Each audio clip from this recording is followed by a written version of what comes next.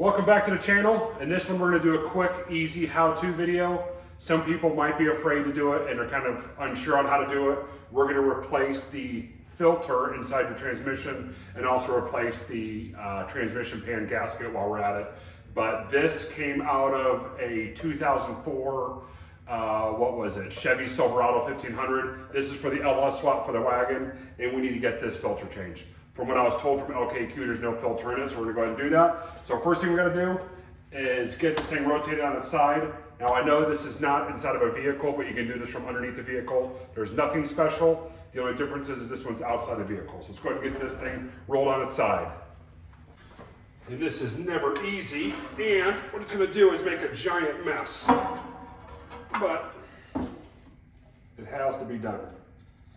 Now, is transmission fluid gonna come out? Yes, it is.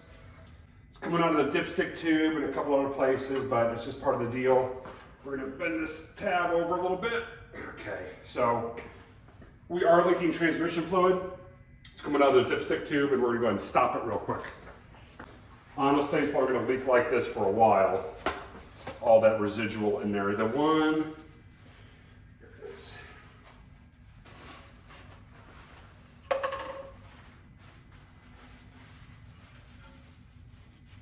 Okay, so let's go ahead and just leave that there. I'm gonna put on gloves real quick, and then what I'm gonna do is I am going to undo all these bolts and start getting this pan off. First thing we're gonna do is we're just gonna crack all these loose. So when I take my impact, I don't hurt anything.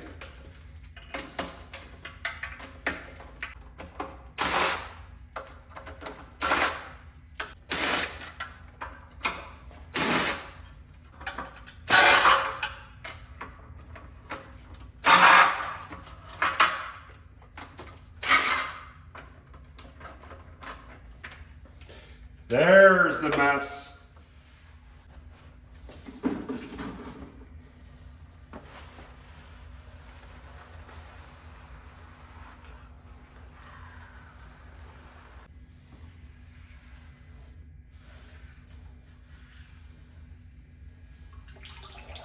Now, I've done a few transmissions on this table. This isn't anything I'm not used to. Looks like it's already subsided quite a bit.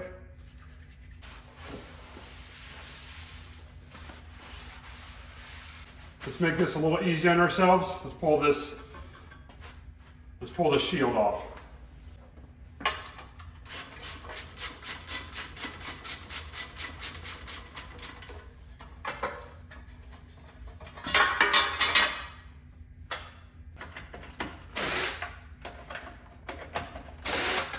Now, from what I was told from LKQ, according to that tag, no filter. So let's see if there's no filter on it.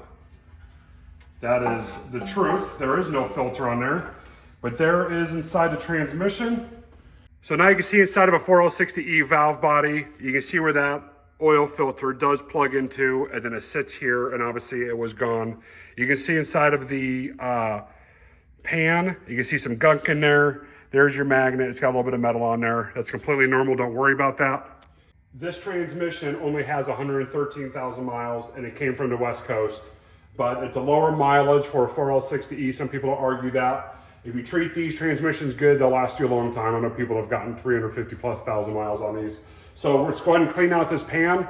Then we're going to install the new filter on there, and then we're going to slap it back together with the new gasket, and this thing is be ready to rock and roll. So let's go ahead and start doing that. First thing is first though, let's clean this pan out. Let's get that sludge out of there. So there's inside the pan, there's your magnet. You can see the sludge in there, and there is some metal on that magnet. And that's completely normal, don't worry about that. That's normal wear and tear stuff. People are freaked out about seeing metal inside of a transmission. It's not the end of the world, okay? What I'm gonna do first is take some of these old rags and kind of clean it up in there, just to get a lot of the residual, all the rest of the stuff in there. You don't want to throw this back on with it super dirty, like scooping sand off the beach, which is kind of what I'm doing by using old dirty rags, but we'll throw a clean rag in it, get the rest of the way. The big issue I also see on these transmissions is here's your drain plug, but it steps up. So when you drain the transmission fluid, you're still gonna have that much residual, like a 1/4 inch, maybe 3/8 of an inch left of fluid in there, which to me doesn't make a whole lot of sense, but oh well. Okay, get a clean rag and let's finish it up. We're also going to remove this old gasket that's on there and clean that up, and then we're gonna, oh, did I get lucky? Sometimes these don't come off very easy like that. Sometimes you gotta pretty much take a razor blade and get these off. Consider that a win. Gotta take the victories when you can. Let's finish it up. Let's get this thing back together.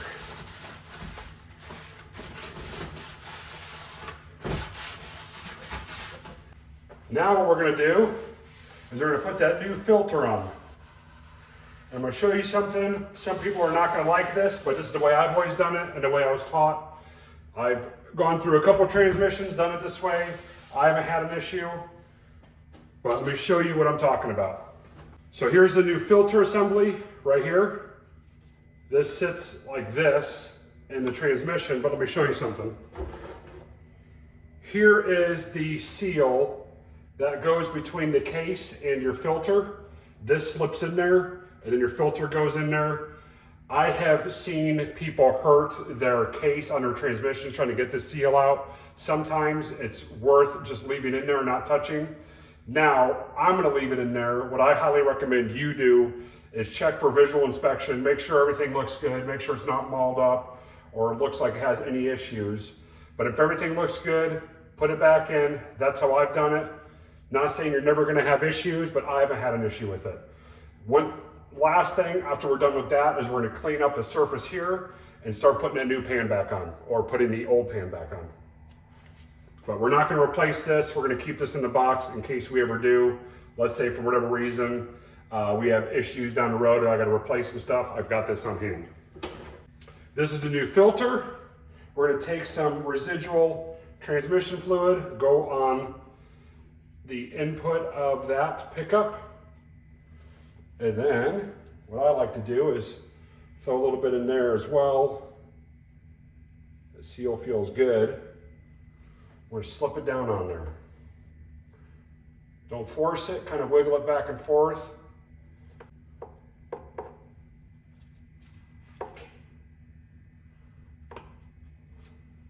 And it's on there. Don't force it, just go until it stops, or until it feels nice and snug. No need to abuse it putting it on there. Now we're gonna clean up this gasket surface. I'm gonna take some brake cleaner on the rag, kind of wipe it nicely.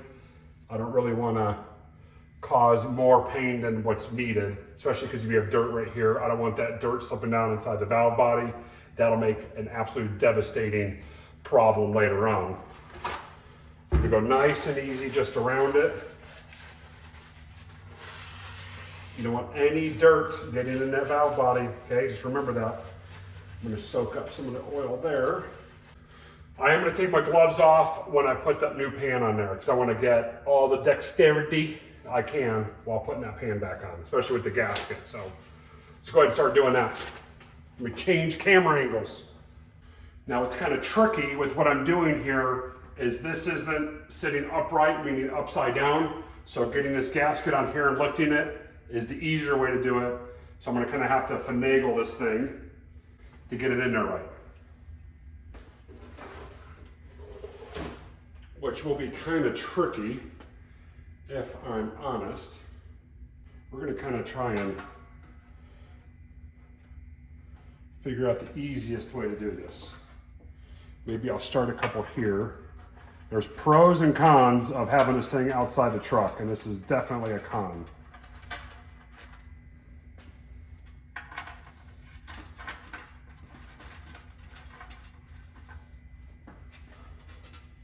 Maybe we'll just start them like this and see what happens.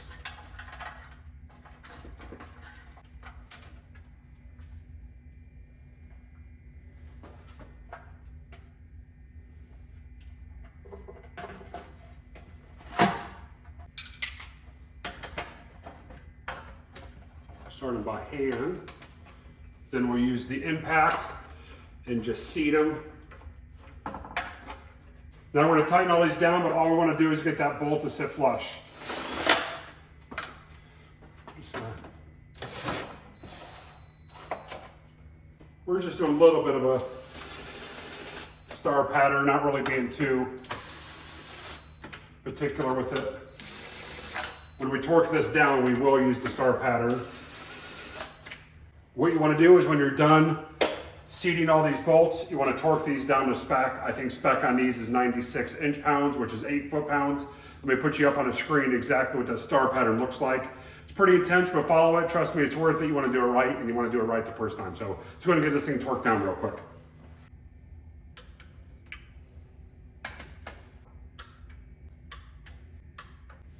I got a little bit more out of it, so it's always good to go around it twice. The torque spec on this shield is tight. That's the torque spec I'm going with.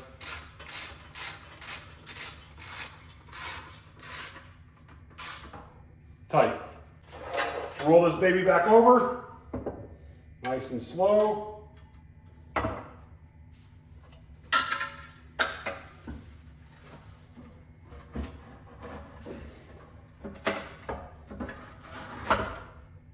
And there it is. That's how you replace a filter, an oil pan gasket, or transmission pan gasket on a 4L60E. Hopefully that eased it up for you guys. Literally, I was having fun and making the mess of it, and it was totally fine, easy peasy. So get out there, do some work on it, and yeah, see you guys in the next one. A little easy how-to.